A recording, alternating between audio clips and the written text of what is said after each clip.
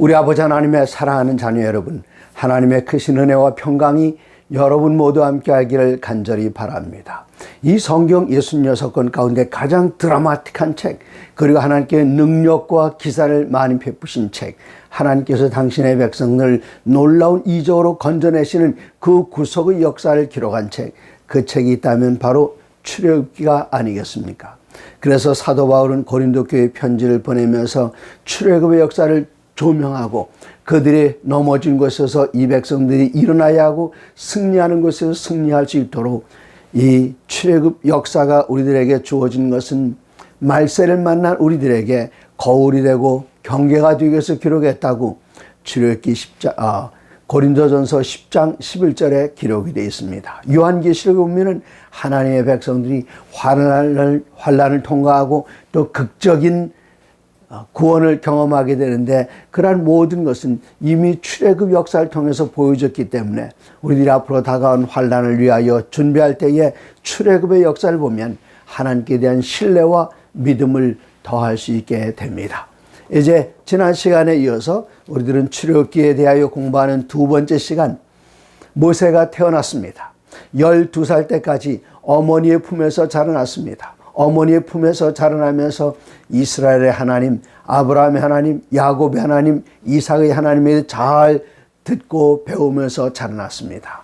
마침내 그의 어머니는 우리가 이 애굽 땅에서 영원히 살 것이 아니라 하나님께서 우리를 위하여 약속하신 땅 그곳으로 돌아가야 한다는 것을 들려줬습니다.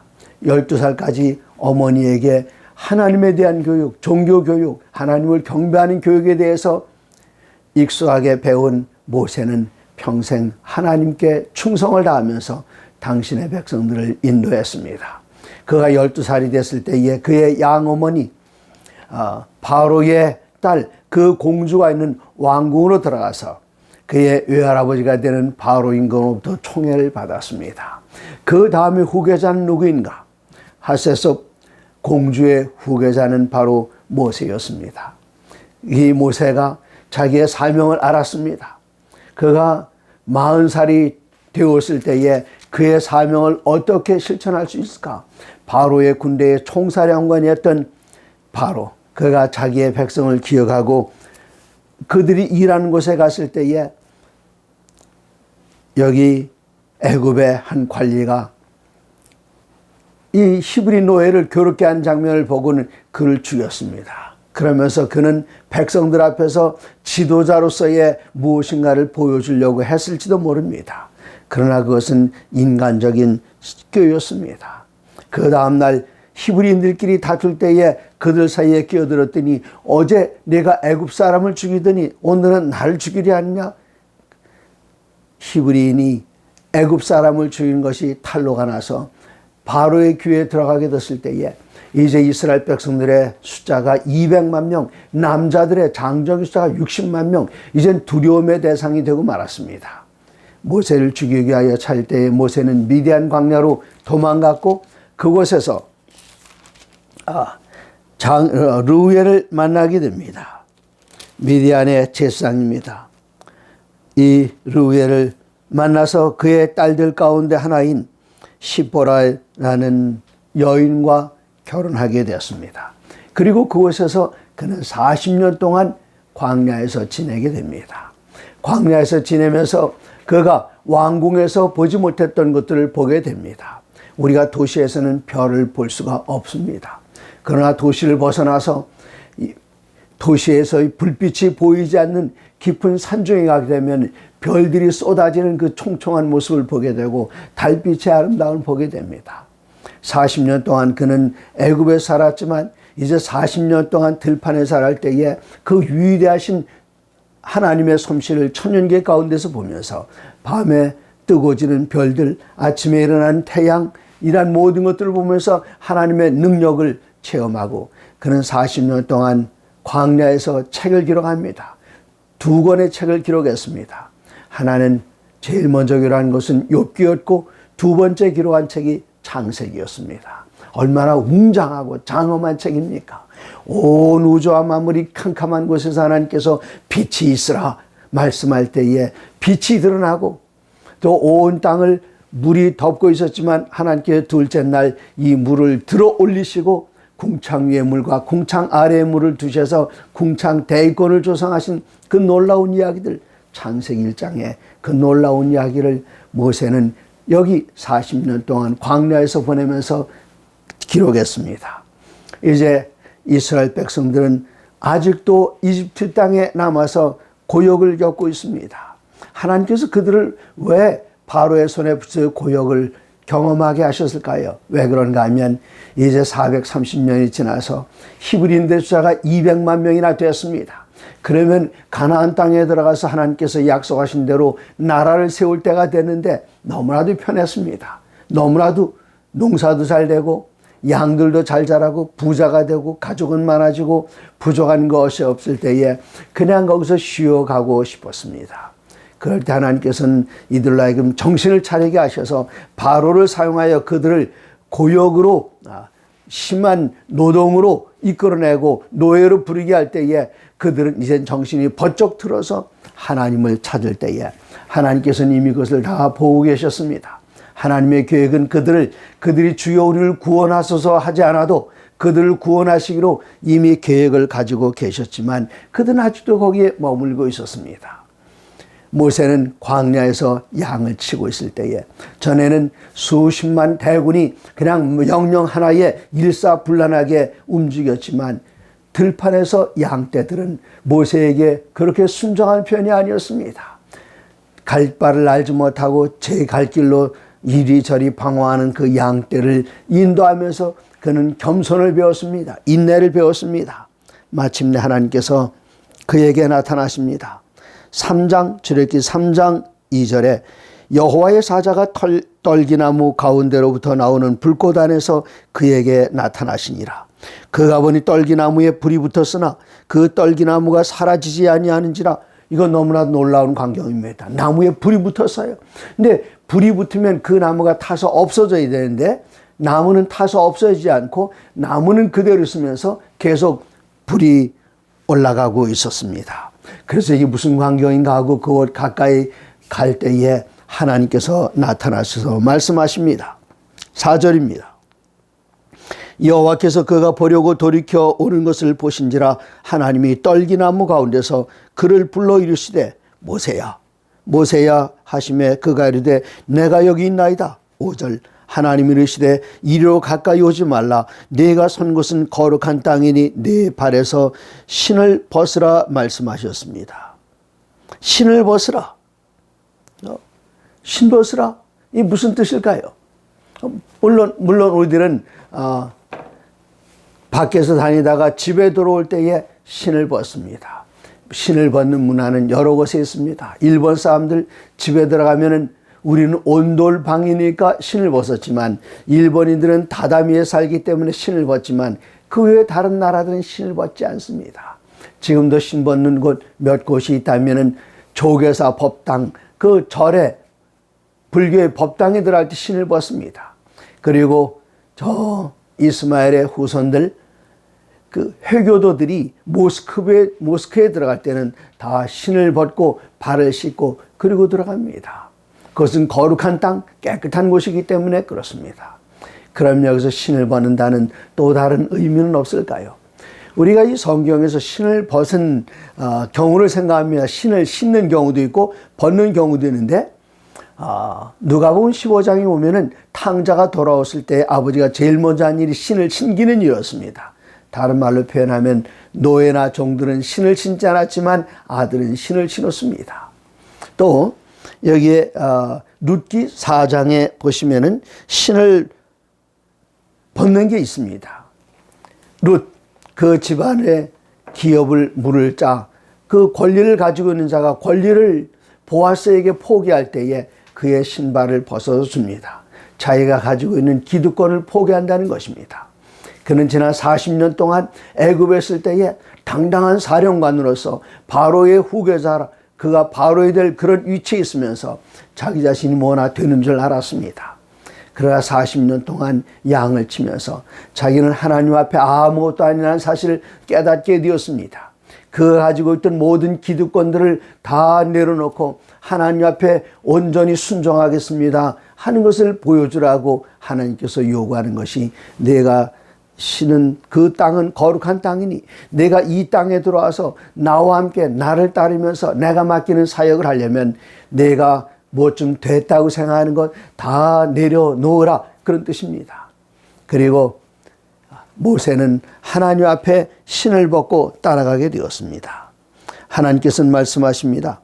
8절에 내가 내려가서, 7절, 여호와께서 이르시되 내가 애굽에 있는 내 백성의 고통을 분명히 보고 그들이 그들의 감독자로 말미암아 부르짖음을 듣고 그 근심을 알고 내가 내려가서 그들을 애굽인의 손에서 건져내고 그들을 그 땅에서 인도하여 아름답고 광대한 땅, 젖과 꿀이 흐르는 땅, 곧 가나안 족속들이 살고 있는 그 지방에 너희를 데려가려고 한다.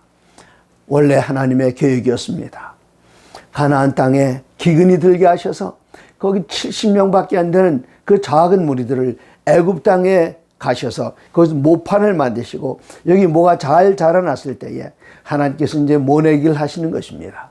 저 가나안 땅으로 들어가서 이제는 모든 이방 열국들 가운데 이 나라에 복을 주셔서 하나님을 섬기는 사람들이, 하나님을 섬기는 나라가 하나님의 뜻대로 살 때에 어떻게 복을 받는가를 온 세상에 자랑하시고 하나님의 품으로 온 상을 이끌기 위한 그런 계획을 세우셨습니다.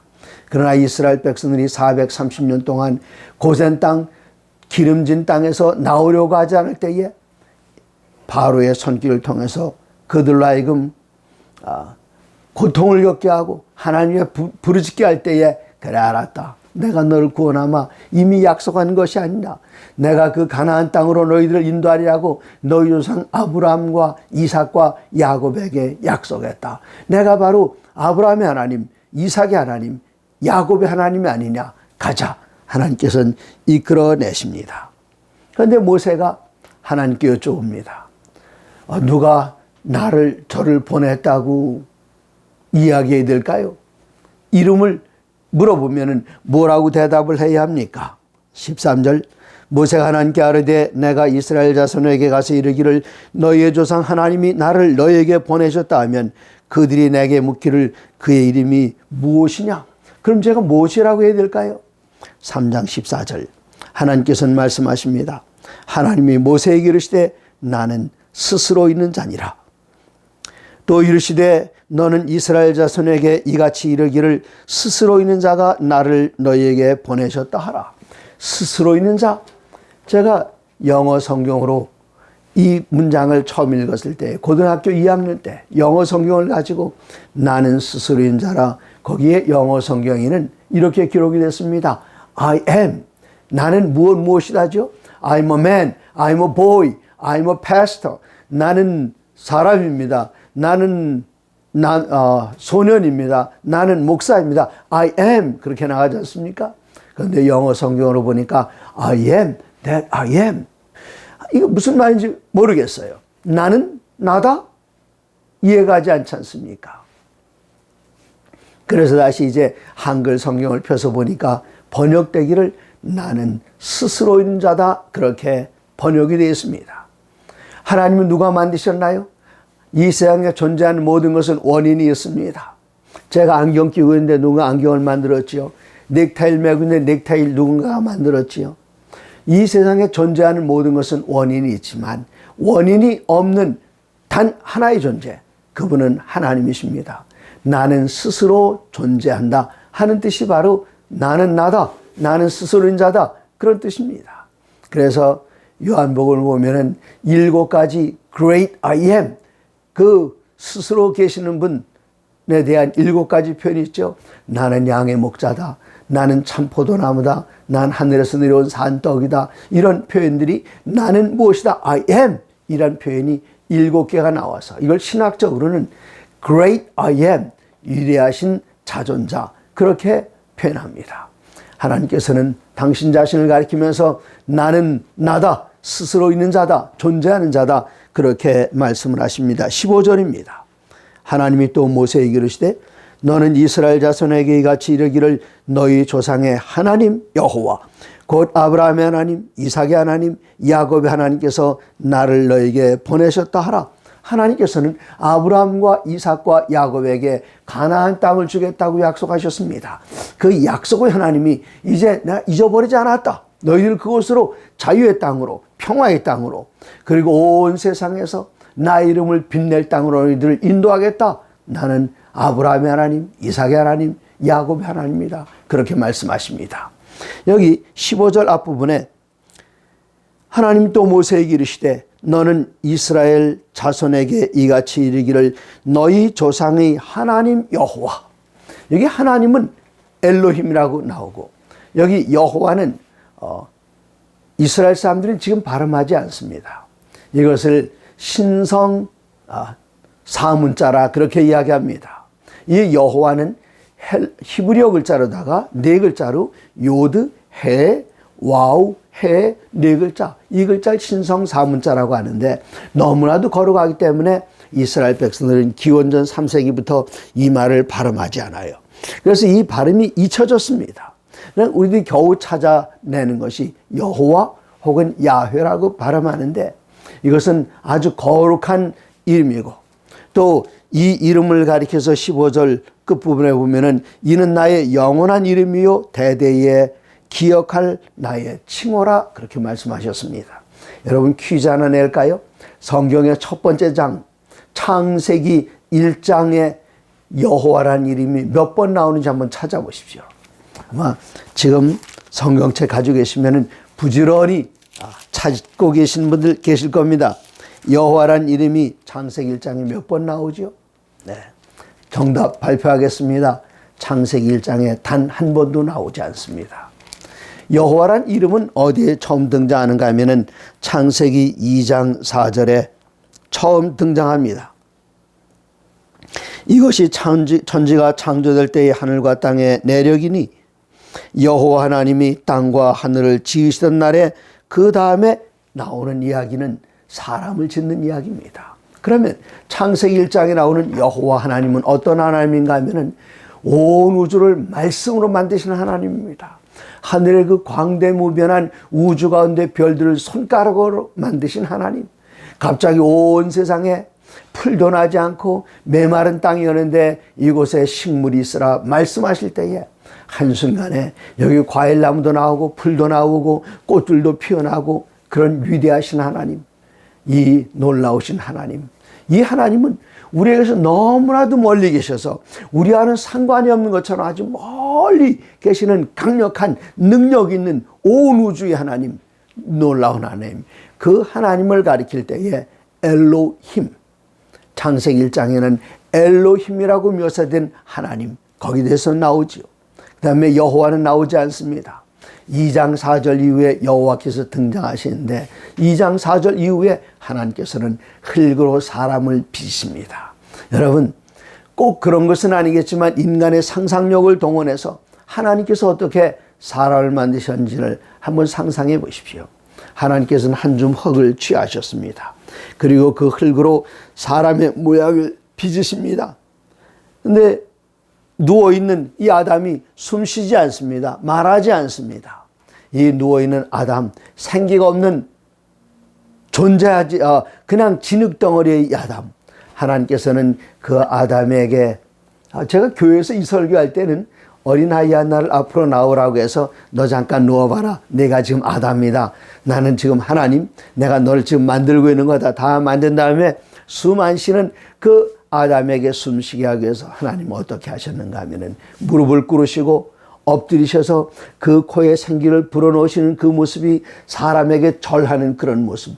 얼마나 끔찍한 일입니까?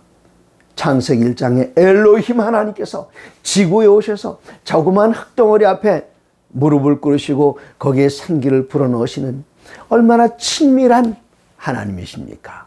얼마나 우리와 가까운 하나님이십니까?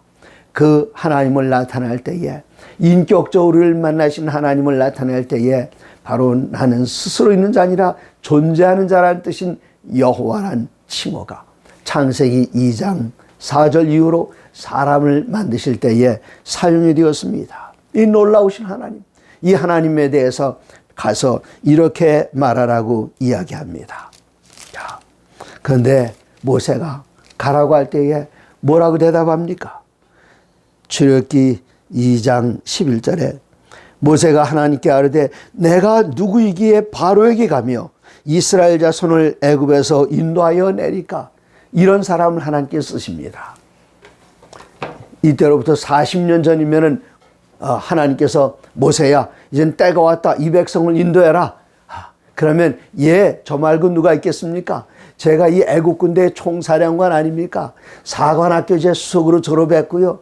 이 병력 배치하며 이 병력을 인솔하는 것 저보다 잘하는 사람은 이 애굽에 아무도 없을 거요. 아마 그랬었을 거예요. 그러나 그 40년 동안 천연계 속에서 밤이면 별들을 쳐다보고 낮에는 태양을 바라보면서 숲 그곳에 있는 양떼를 치면서 하나님 앞에 정말 작아질 만큼 하나님 앞에 선 자신을 보면서 자기가 누군지 알았어요. 내 자신을 알라 자기 자신을 알게 되었습니다. 그래서 모세 입에서 나오는 그 말은 하나님 내가 누구에게 바로에게 가며 이스라엘 자손을 애굽에서 인도하여 내리까? 네. 그럴 때 하나님께서 뭐라고 말씀하시죠? 12절에 이렇게 말씀하십니다. 하나님이 이르시되 내가 반드시 너와 함께 있으리라. 그냥 내가 너와 같이 갈게 그 정도가 아니라 내가 반드시 너와 함께 있으리라. 여러분 우리가 이 땅을 떠나서 저 영원한 하늘을 향하여 가는 여행을 지금 하고 있습니다. 같은 약속이 우리에게 주어졌습니다. 마태복음 28장 20절 19절에서 하나님께서는 그러므로 너희는 가서 모든 족속으로 제자를 만들라. 그리고 그들에게 침례를 베풀고 내가 너에게 가르친 것 모든 것을 그들에게 가르쳐서 지키게 하라. 그리고 이렇게 말씀하십니다. 볼지어다 내가 세상 끝날까지 너희와 항상 함께 있으리라. 우리 주님께는 다른 약속하지 않으셨어요. 세상 끝날까지 우리와 함께 있게 계시겠다는 그 약속을 우리에게 주셨습니다. 지금 바로를 향하여 나가는 모세에게 그리고 이스라엘 백성을 이끌어 나가는 모세에게 하나님께서는 말씀하시기를 내가 반드시 너와 함께 동행하겠다고 약속하십니다.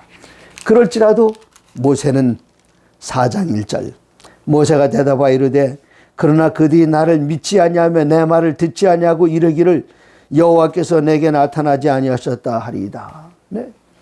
갑자기 뜬금없이 옛날에 모세라는 사람이 있었던 거 히브리는 다 압니다. 40년 동안 사라졌어요. 그러면 잊혀질만 합니다. 사람들이 모르죠. 근데 갑자기 나타나서 내가 옛날 그 모세입니다. 그러면은 그들이 절 믿어줄까요? 안 믿어줄 겁니다. 그땐 제가 청장년이었지만 이 늙은이가 80살 늙은이가 그들에게 나타났다면 그들이 믿어줄까요? 안 믿어줄 겁니다. 그때 하나님께서는 내 손에 든 게 무엇이냐? 막대기입니다. 땅에 던져봐라. 던지는 순간 뱀이 되고 말았어요. 집으라. 그런데 집을 때에 어떻게 집었는가? 여기 4절 여호와께서 모래에 계시되 네 손을 내밀어 그 꼬리를 잡으라. 여러분 뱀 잡아보셨습니까? 전 뱀 잡아본 적은 없지만 뱀 잡는 땅꾼들이 어디를 잡을까요? 머리를 짚습니까? 꼬리를 잡습니까? 여러분 꼬리 잡으면 큰일 납니다. 꼬리를 잡으면 머리가 휙 돌아가지고 탁 물어요. 그래서 뱀을 잡을 때는 머리를 먼저 잡아야 됩니다. 그런데 하나님께서 말씀하시길 꼬리를 잡으라. 지금 광야에 그 뱀과 전갈들이 많은데 뱀 잡아본 경험 있는 모세가 어디를 잡으라고요? 꼬리를 잡으라고요? 네. 모세가 지팡이를 던졌을 때에 독사가 됐어요. 그런데 꼬리를 잡으라고 하십니다. 하나님께서 말씀하시니 꼬리를 잡는 순간 다시 막대기 지팡이가 되었습니다. 다음에 네 손을 품에 집어넣어라. 꺼내보니까 문둥병이 들었습니다. 다시 품에 집어넣어라. 꺼내보니까 네. 자, 이 정도면 내가 널 보냈다는 것 사람들이 인정하지 않겠느냐? 그런데 또 이야기합니다. 10절에 모세가 여호와께 아뢰오되 오 주여 나는 본래 말을 잘 하지 못하는 자니다. 말 못하는 거 당연하죠. 40년 동안 양들하고만 지냈으니 그냥 편한 말도 잊어버렸겠지만 지금 애굽도 안 한 지 40년 됐습니다. 40년이면 애굽에서 사용하던 말 다 잊어버릴 만합니다. 제가 미국에서 유학할 때에 한 번은 길을 잃어서 미시간에 시골길을 들어갔는데 집이 하나 있었어요. 그래서 길을 물어보려고, 그때는 뭐 GPS도 없고 휴대전화도 없던 그런 시절 아닙니까? 지도도 물론 없었고요. 그곳에 들어갔는데 놀랍게도 한국인 부인을 만났습니다. 남편은 미국인, 그 다음에 이 부인은 한국인인데, 이분이 교육을 많이 받지 않은 분이셨기 때문에 영어도 제대로 똑똑하게 못하는데, 더 안타까운 것은 여기 한국인이라고는 전혀 없는 그곳에서 남편과 아이들 데리고 살면서 한국말을 완전히 잊어버리고 말았어요. 40년 안 됐습니다. 한 20, 30년 됐을 만한데 한국말을 던더듬 잊어버리고 말았어요. 한국말도 제대로 못하고 영어도 제대로 못하고 이때 떠오른 게 이 모세의 변명이었습니다. 하나님, 제가 입이 뻣뻣해서 혀가 둔해서 말 제대로 못하는데요. 이때 하나님께서는 말하십니다. 너 혼자 가지 마라. 내가 내 형, 말 잘하는 형하고 같이 보내마. 네. 내가 하고 싶은 말을 형에게 들려주면 말 잘하는 형이 나가서 바로에게도 이야기하고 이스라엘 백성들에게도 이야기할 테니까 형하고 같이 가라. 내 혀, 내 입술 누가 지었느냐? 내가 만든 것 아니냐? 그랬더니 이번에는 뭐라고 대답합니까? 13절에 모세가 이르되 주여 보낼 만한 자를 보내소서. 네. 저 말고요. 보낼 만한 사람이 없습니까? 보낼 만한 사람 보내주시라고요. 네. 보낼 만한 사람이 바로 이런 사람이었습니다. 때때로 제가 어떤 분들에게 뭐 좀 부탁하면은 못한다고 그래요. 해보지도 않고요. 보낼 만한 자를 보내라고요. 제가 은퇴한 후에 여기 일산에서 온라인 교회를 개척하면서 아내와 둘이, 그리고 한 자매와 또 일본에 상국에 잠깐 출장 왔던 형제, 이렇게 넷이서 처음 예배를 드리면서 시작을 했습니다. 처음엔 방송 내보내지 않고 그냥 안식일이면 모여서 예배 드리고, 그 다음에 이제 방송을 내보내게 됐어요. 한두 번 다른 형제들이 와서 도와줬습니다만은 그 형제들이 여기 일산은 우리 삼육대학이나 아니 우리 교인들이 많이 사는 저 청량리나 이쪽 희경동이나 이런 건 너무나도 멀어서 이런 인력을 구할 수가 없었습니다. 결국은 누구에게 부탁, 저거 못해요? 손사일 칩니다. 그런데 결국은 누가 하는가 하면 올해 70살 된 제 아내가 이 엔지니어링을 하고 있습니다. 이 방송 촬영하는 것, 영상 찍는 것, 뭐 거기에 음향기기 조절하는 것. 여러분, 70살 된 할머니가 할 만한 일이라고 생각하십니까? 이거 젊은이들에게도 그저 못해요. 그런데 그러나 하나님께서 누구든지 하나님의 부르심을 향해서 내가 여기 있나이다, 나를 보내소서 그러시면은 디모데전서 1장 12절에 나를 능하게 하신 우리 주께 내가 감사함은 나를 충성되게 여겨 내게 직분을 맡겨 주셨으니 나를 충성되게, 하나님 제가 하겠습니다. 예, 알겠습니다. 예라고 대답하면 하나님께서 나를 능하게 하시고 그 일을 감당하게 하십니다.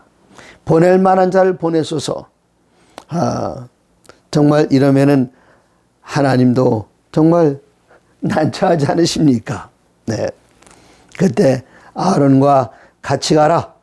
아론이 너와 함께 할 것이다. 너는 이 지팡이를 잡고 이것으로 이적을 행할지니라. 네, 그렇습니다.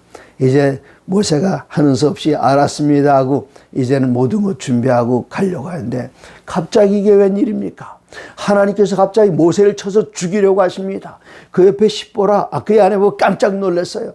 깜짝 놀라는 순간 그때 뭘 했는 줄 아십니까? 차도를 취해서 이 십보라가 그 자기의 아들의 양피를 뱀니다. 그리고 가죽을 땅에 모세 앞에 던졌어요. 그때 모세를 치려는 사자가 문란합니다. 무슨 뜻일까요? 내가 모든 것을 다 갖췄고 할 만한 능력도 있고 이제는 나가서 일할 의지도 있다 할지라도 한 가지, 하나님께서 내게 명령하신 것을 거절하거나 행하지 않으면 하나님께서 쓰실 수가 없습니다. 자라는 아이들의 양피를 베는 것, 여러분 그거 정말 고통스럽습니다. 네, 저도 경험해 봤는데 뭐 태어난 지 며칠 됐을 때에 양피를 베면은 잘 몰라요. 그런데 이 성인이 돼서 그 양피를 베는 것, 이거 굉장히 고통스럽습니다. 아마 자라나서 이런 할례를 경험하신 분들은 아실 겁니다. 특별히 성장해서 이 청년의 때에 이거 정말 한 번만 아픈 게 아니라 새벽마다 아파요. 네. 그러니까 어머니 된 십보라가 그 아들을 양피를 베려고 할 때에 모세를 말렸습니다. 그건 너무 아픈데 하지 말라고. 그러다가 이제 남편이 죽게 되니까 이걸 깨닫고 십보라가 나서서 남편이 여보 당신이 해야 하는 것이 아니라 아주 급히 서둘러서 이 아들에게 할례를 행했을 때에 하나님께서는 그를 낳아주셨습니다. 우리가 하나님의 일을 하려고 할 때에 이 성경에서 부르심 받는 사람들은 자기 자신의 연약함을 깨닫고 죄를 완전히 버렸을 때에 그때 하나님께서 불러내서 쓰십니다. 오라 나여 죽게 되었도다. 내 죄 가운데 거하면서 만군의 여호와를 비웠음이로다. 이사야 6장에 나오는 이야기 아닙니까? 그때에 서랍천사가 와서 그의 입술을 수치로 찢어주었을 때에 그의 모든 죄가 다 사해지고 마침내 이사야 6장 8절에 내가 누구를 보내면 누가 우리를 위하여 갈고, 이때 이사야가 대답합니다. 주여 내가 여기 있나이다. 나를 보내소서. 죄를 버렸을 때에 우리들은 나가서 하나님의 뜻을 수행할 수 있고 하나님께서 맡겨주실 때에 그 일을 이룰 수가 있습니다. 그래서 여기 모세는 나갈 준비가 다 되었을지라도 한 가지, 하나님의 명령을 수행하지 않은 것, 그것을 수행했을 때에 그는 바로 앞에 그리고 이스라엘 백성들 앞에 당당히 나가서 하나님의 일을 시작할 수가 있었습니다. 사랑하는 성도 여러분, 하나님의 모든 말씀으로 사시기 바랍니다.